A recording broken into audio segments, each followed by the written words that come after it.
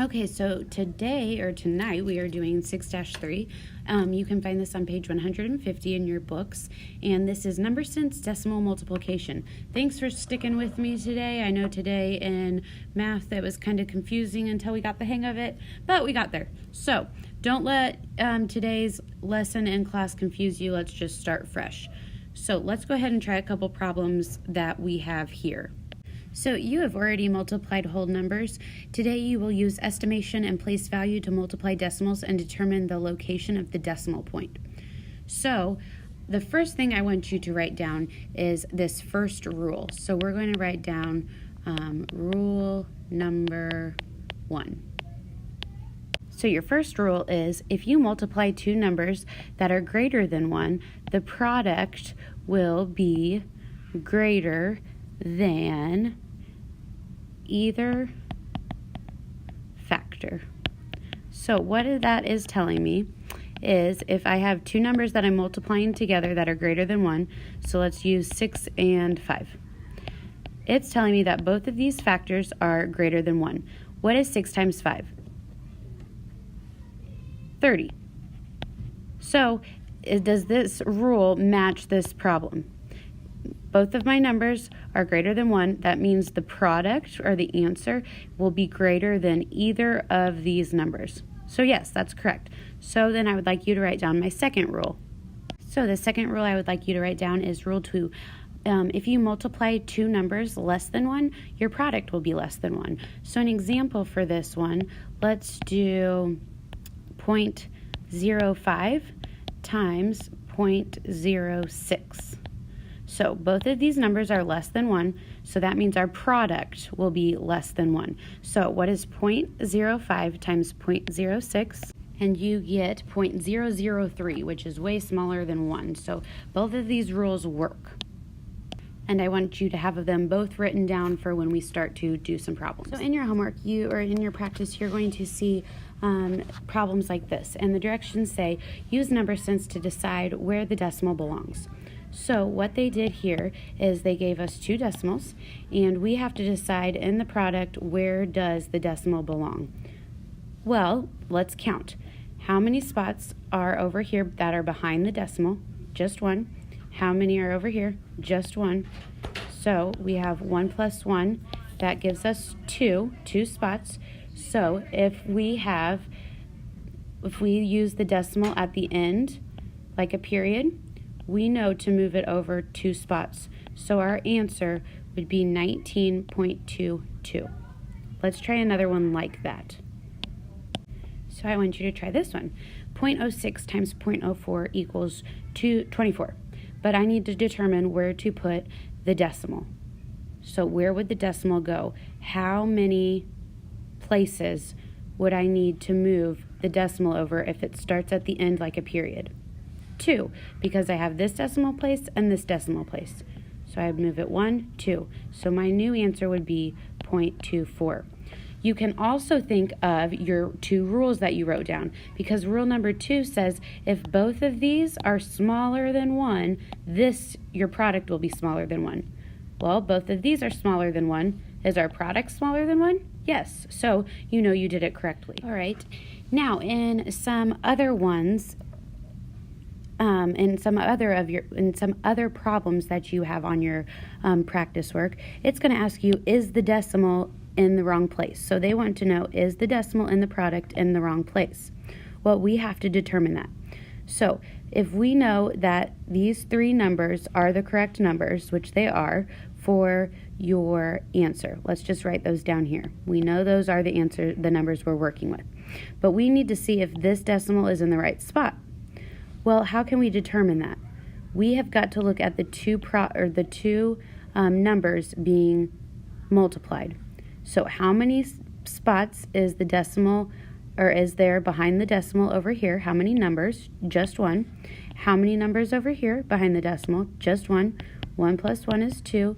So the decimal, remember, always starts at the end, like a period, and we have to move it 2 spots. So it should be 1, 2. So was the decimal up here in the right spot? No, it was not, because our answer should be 2.34. Another way we can check that is by saying, well, if we used number sense and rounding, we would say, this is close to 8, and 0.3 is close to 0.5, which is a half, and 8 times 0.5 is 4. Is 4 pretty close to 2.34 rather than 23.4?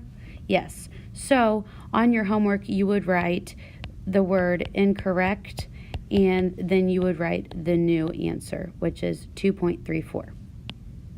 So I want you to try this one on your own. So we're doing 5.01 times 3, and I want you to determine where the decimal point goes in the product. So the first thing you need to ask yourself is how many decimal places should I move? Well, the answer to that you can find up here at the 5.01. How many spots or how many numbers are behind the decimal? 2. And over here we don't even have a decimal, so we're only working with 2 spots. So we write out the numbers, that is our answer, or our product number, 1503. We start at the end, like a period would start at the end of a sentence, but we know we have to move it 2 spots. So we say 1, 2. Our new answer is 15.03.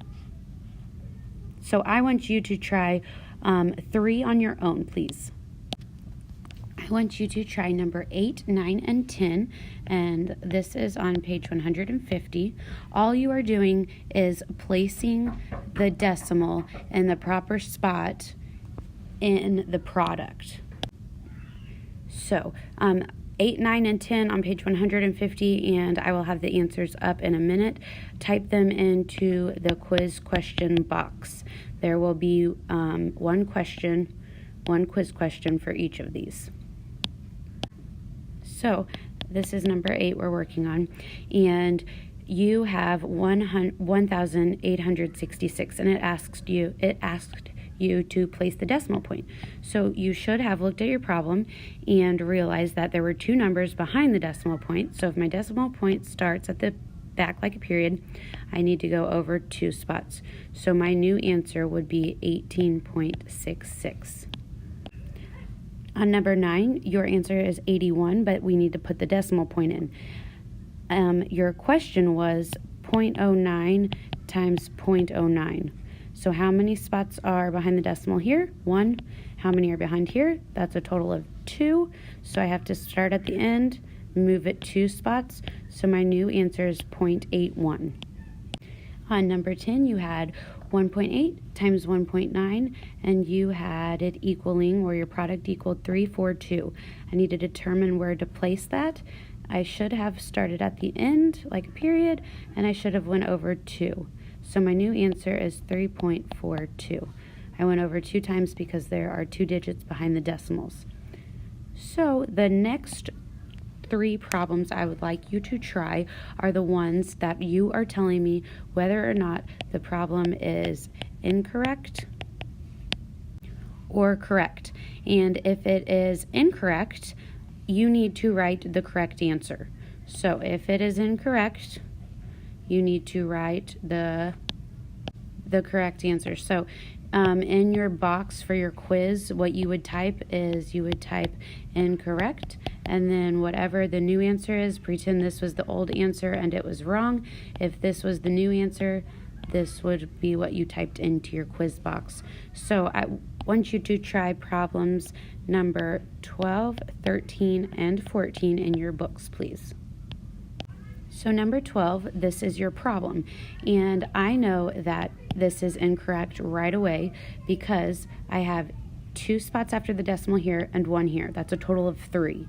So if I started my decimal point off at the end, I would move it 1, 2, 3. So this would be incorrect. So I would have to have written incorrect, and my new answer is 33.472. Number 13, the answer is incorrect. It should be 0.62. So number 14, I have 6.99 times 21.6, and it tells me that it equals this. That would be incorrect, so I would have to write the words incorrect. And it is incorrect because I have 1 2 places behind the decimal and 1. 2 plus 1 is 3, so that means I would have to start here as the period. 1 2, they only moved 2, but we need to move 3. So my new answer would be 150, my decimal, 984. 150.984.